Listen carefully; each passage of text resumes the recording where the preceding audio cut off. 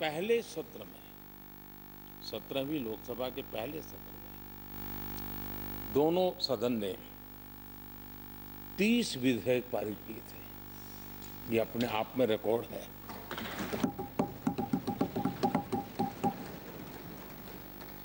और एक नए नए बेंचमार्क 17वीं लोकसभा ने बनाए हैं। आदरणीय अध्यक्ष जी, आजादी के 75 वर्ष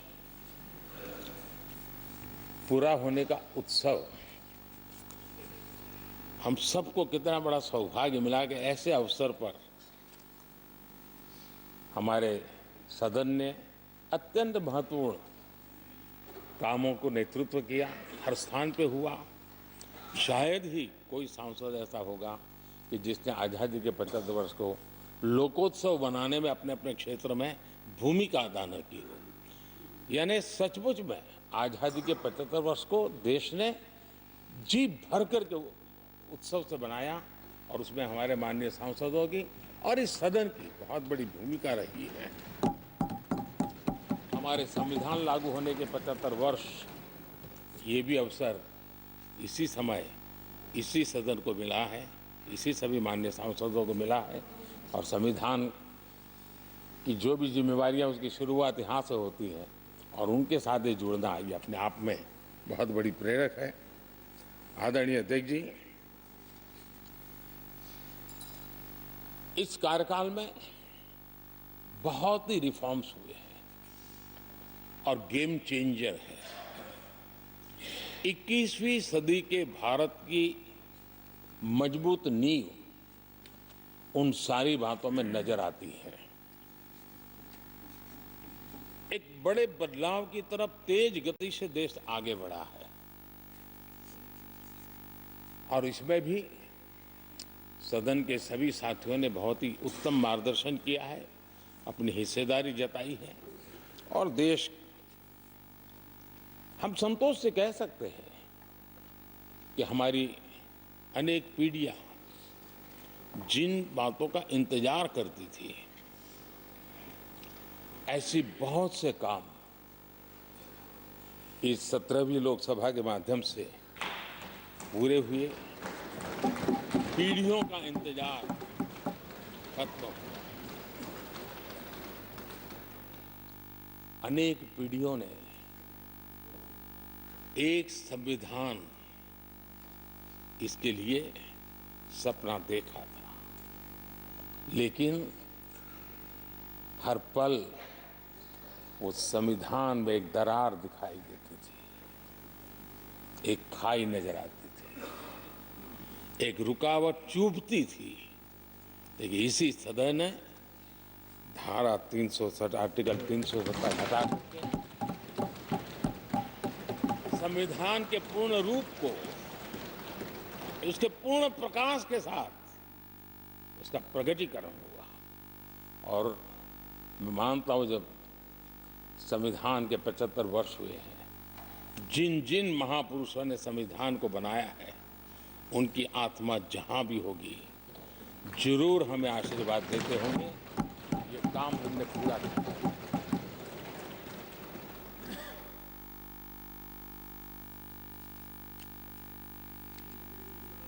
कश्मीर के भी, जम्मू कश्मीर के लोगों को सामाजिक न्याय से वंचित रखा गया था। आज हमें संतोष है कि सामाजिक न्याय का जो हमारा कमिटमेंट है वो हमारे जम्मू कश्मीर के भाई बहनों को भी पहुंचा करके हम आज एक संतोष की अनुभूति कर रहे हैं। आदरणीय अध्यक्ष जी, आतंकवाद नासूर बनके देश के सीने पर गोलियां चलाता रहता था। मां भारती की धरा आए दिन रक्त रंजित हो जाती थी। देश के अनेक वीर होनहार लोग आतंकवाद के कारण बलि चढ़ जाते थे। हमने आतंकवाद के विरुद्ध सख्त कानून बनाए, इसी सदन ने बनाए।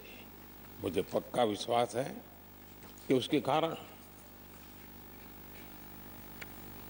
जो लोग ऐसी समस्याओं का लिए जूझते हैं उनको एक बल मिला है, मानसिक रूप के उनका कॉन्फिडेंस बढ़ा है और भारत को पूर्ण रूप से आतंकवाद से मुक्ति का उसमें एक एहसास हो रहा है और वो सपना भी सिद्ध होके रहेगा।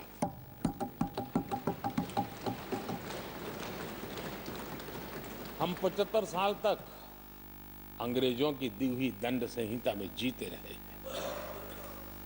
हम गर्व से कहेंगे देश को, नई पीढ़ी को कहेंगे, आप अपने पोते पोती को कह सकेंगे गर्व से कि देश 75 साल भले दंड संहिता में जिया, लेकिन अब आने वाली पीढ़ी न्याय संहिता में जिएगी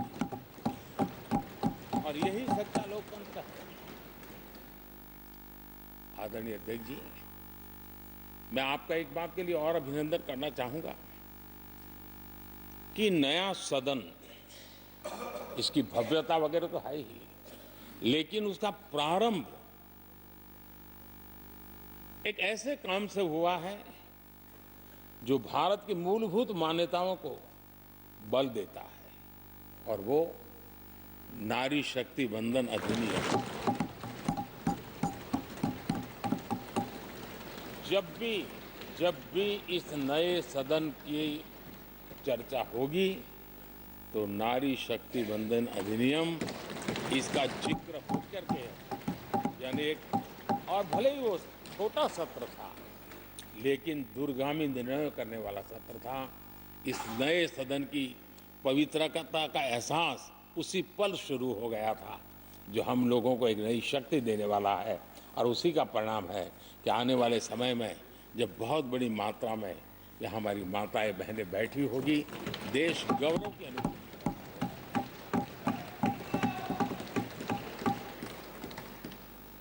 3 तलाक कितने उतार चढ़ाव से हमारी मुस्लिम बहनें इंतजार कर रही थी।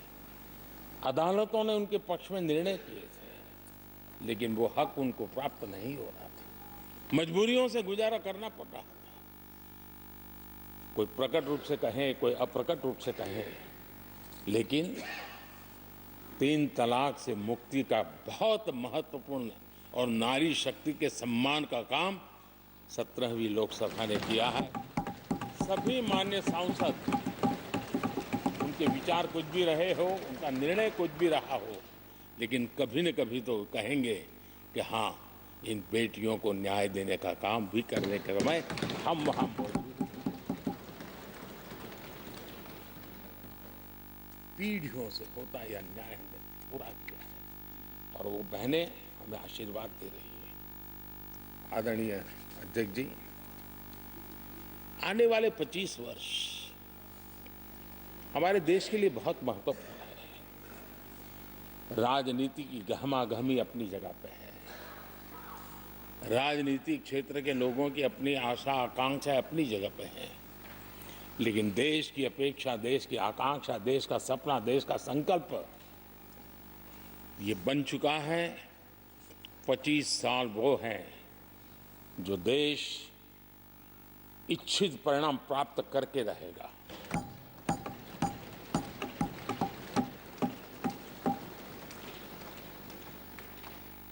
उन्नीस 1930 में जब महात्मा गांधी जी ने दांडी की यात्रा की थी, नमक का सत्याग्रह था। घोषणा होने के पहले लोगों को सामर्थ्य नजर नहीं आया था। चाहे स्वदेशी आंदोलन हो, चाहे सत्याग्रह की परंपरा हो, चाहे नमक का सत्याग्रह हो, उस समय तो घटनाएं छोटी लगती थी, लेकिन 1947 वो 25 साल का कालखंड, उसने देश के अंदर वो जज्बा पैदा कर दिया था। हर व्यक्ति के दिल में वो जज्बा पैदा कर दिया था कि अब तो आज़ाद होकर रहना है। मैं आज देख रहा हूं कि देश में वो जज्बा पैदा हुआ है। हर गली मोहल्ले में हर बच्चे के मुंह से निकला है कि 25 साल में हम विकसित भारत बना के रहेंगे। इसलिए ये 25 साल मेरी देश की युवा शक्ति के अत्यंत महत्वपूर्ण कालखंड है और हम में से कोई ऐसा नहीं होगा जो नहीं चाहता होगा कि 25 साल में देश विकसित भारत न बने। हर किसी का सपना है कुछ लोगों ने सपने को संकल्प बना लिया है, कुछ लोग शायद संकल्प बनाते देर हो जाएगी, लेकिन जुड़ना हर एक को होगा। और जो जुड़ भी नहीं पाएंगे और जीवित होंगे तो फल तो जरूर खाएंगे। ये मेरा